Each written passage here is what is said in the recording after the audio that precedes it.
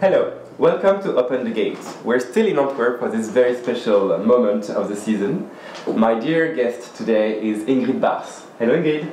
Hello Roman. Ingrid, it's going to be a bit difficult for me to define you and to identify you because you are a photographer, but more than a photographer, you are a plastician artist. You work with photography, but when we look at your work, sometimes we see a sculpture, sometimes we see even a painting. It's like the real work of an image. The way that you built your image is absolutely phantasmagoric. It's the result of your imagination, research and fantasy, I guess. True. How did this come up with you, and how did you maybe start to study art? I don't know, maybe to tell us about your formation and how you started to work in this way. Well, at first I did the Academy of Arts in Rotterdam. And so you come from Holland? Yes, okay. I'm very, very Dutch. 100%, I guess. Nothing mysterious there. But, so I did the Academy of Arts. I followed illustration and photography. At first I only drew. That's really what I did. And also photography, but it wasn't very important back then. But in the very first years I already started with the collage, because I used to make very big drawings, and there was always a very good part in the drawing, but also a part where I totally screwed up. So I cut the best part out, and the rest I cut and glue with the new things, also photos and my own paintings. So it already started really early that I did something with collage. What else? No, it's like also it's very interesting because sometimes, I mean, the way that you work with those collage things make me think about this photographer work, Jean-Paul Good. He also, I mean, it was like back in the days he used to cut and redraw, repaint the whole silhouettes to transform movements. I mean, you are more abstract, and the shapes that you're doing are more like artistically speaking into this world that we're living in now. So you're a bit, maybe the new generation, but maybe was this Mr. Good an inspiration for you? Well, I guess it was, but not very much though. It's not like I've seen the work and I thought, oh, this is really what I want to do myself. My style really grew on me. It's not that I decided anything. I just worked for 20 years on this thing that I do, and it just automatically grew on me, you know. And it's not like that I saw him and that I thought, well, I want to do this, but then this and that. I see the link, of course, but it's not a conscious decision. Good. Because also you had like this very big moment of your life where you discovered black skin, like this new fascination and obsession. How did this start? I've always thought black people sometimes can have a very sculptural thing about their bodies and faces, very strong.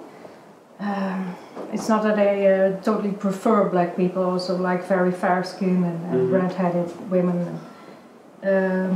But I can see that in combination with the African classical art, it really sticks on me. I thought maybe I do this for a year, but now it's 3 years, already 3 years, and I just not finished with it. Also the fact that I've never been to Africa, for me it's still a big mystery, and it doesn't have to. It really doesn't have anything to do with Africa. Everybody asks, so you're really in love with Africa, but it's not about Africa at all. Actually, I've never been there, and maybe never will. I hope you will one day, because it's a beautiful continent. Of course, but not necessarily for my work. Because you do research. I mean, I see those. I do that. Yeah. I do those books hanging around. I mean, there is a very rich and important research behind it. Of course, African art, like the sculpture, we see it in your work. Also, maybe you take pictures of the existing sculpture. Yeah, and I see the important pieces up close and personal. And sometimes I can touch it, and you could say, you could think that that is very important for me, but it's really not even that important to touch them and to see them in reality. Sometimes a very small picture in an old book Yeah. of a statue or a very good fang head. That's my main inspiration in African art. Can do a lot more for me, basically. A very bad picture, I know you know what I'm talking about. Yeah, because you really like are obsessed with texture. We see like all the lines of the skins, the pictures that you take are so precise. We really feel the texture of the skin. The same for the wood if you work with a sculpture. Also, you've got this approach of pigment into the makeup of the skin. We really see like any hair, or we really feel. I mean, when I see your picture, to read everything, it takes like hours, and that's the beauty of it. Like it's like a painting when you could like spend hours watching a painting, like the work of Ingrid Baars. You could really like spend time to feel, to discover, to see like a difference. Sometimes it looks symmetrical, it's not at all, but it looks at the first time very symmetrical. It's like this research of proportion. Also, it reminds me a bit of the work of Picasso. Sometimes when you work with like it's also a very big inspiration, source of inspiration for me. And classical African art was also a very big source of inspiration for him, for Modigliani and for all those guys. During a period that I really, really love. So it's kind of logical that I adore it too, and find it so inspiring. Is this like the 20s, like the crazy Anne Foll in Paris is like something that is really inspiring you? Also, I feel your vintage look on yourself. Is it something that you research and like feel connected with? How do you live with it? Is it something that it's like a nostalgic feeling for you? Very much. Yeah, that's also why I really love Paris, and for me it's very romantic, and it's what I need in life and for my work as well. I could never live in a city like Berlin, for instance. And I come from Rotterdam. It was a great time, but I've had it with that. And I really do adore anything nostalgic and old. So. I also have the chance to follow you on Pinterest, where you are like obsessed with images, so I can really like analyze all the research that you can do. It's beautiful. You're obsessed with colors, with materials, beauty in general, and magic, in every little thing. I mean, well, it's a cliche, of course. No, it's not a cliche. I think everyone, artist, is sensitive to beauty, of course. Yeah, but also, I mean, you can find magic everywhere. That's also a cliche, but it's true, and it's what I search for. I really think reality is too boring for words, and I really need all those beautiful things around me. And Pinterest really did a lot for me. But I also feel that with all those research, that fashion is very important for you. You get also these nostalgic eyes, so I see a lot of very beautiful museum pieces, embroidery, silk, feathers, all those textures, refined research that you're doing, and also very contemporary and crazy, like Alexander McQueen sculpted shoes. You really have an eye, and also we can find it in your work. You've been working with Evan Tanidireja, Iris van Herpen, which are like the key new designers of this time. How did this start as an artist to put fashion? It looks very editorial magazine, and as an artist you've been trying to work with this media, which is not easy. And you think my work looks very editorial? No, I think that the approach of being to mix art and fashion could be editorial, but you've been doing it in an artistic way. And that's why, how did it start in your mind to start with it? Because it's risky to put fashion in your work, you know? It could look commercial suddenly, but with you it looks still very artistic. How did it work in your mind for that? I have no clue. Well, basically I've asked myself that question a lot, because people ask what's your obsession with fashion. Well, it's not an obsession, but I always come back to it. I don't know why it inspires me and why I want it in my work. It's I like to mix opposites, you know.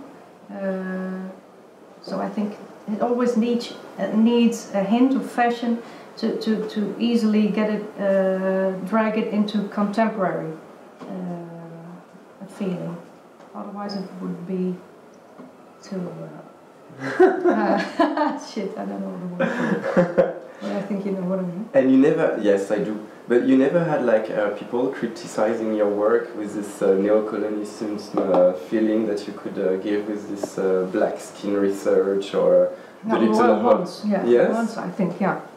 But it's so not my business. No, I know, that's not why. what I'm doing, and my work isn't political at all. And all kinds of people try to read things in it, like I want to empower African women. And I love African women, but it's not my goal with this series to put them on a pedestal. I mean, I like it as a result, and that people are proud to see there are people like that, and I receive, especially from African people, very positive feedback, and of course I love that. But it's not what I intended, because my women also, when they're very white, always look strong, because I love that. Yeah. And is there like maybe some future project that you are working on or hoping? Is there any dreams that you want to reach? Absolutely. Yeah. Well, I've had a bit of a strange last month. I did other things actually. I didn't work a lot, and I quit my gallery in Amsterdam and the gallery I had in Brussels and Paris. I left, so now it's time for new roads. Okay. I'm slowly thinking of the best approach. Okay. And for sure, I'm very much into new things and big plans. But I can't tell you anything. Okay, top right secret. No, but my dreams, yes, of course, it's museum shows, and it's fantastic shows in the best galleries, and to sell out everything before New the show. York, LA, Tokyo. Of course, it's that, but it's much more. It's that I wish that I'm able to do this until a very high age, and because it's still what I do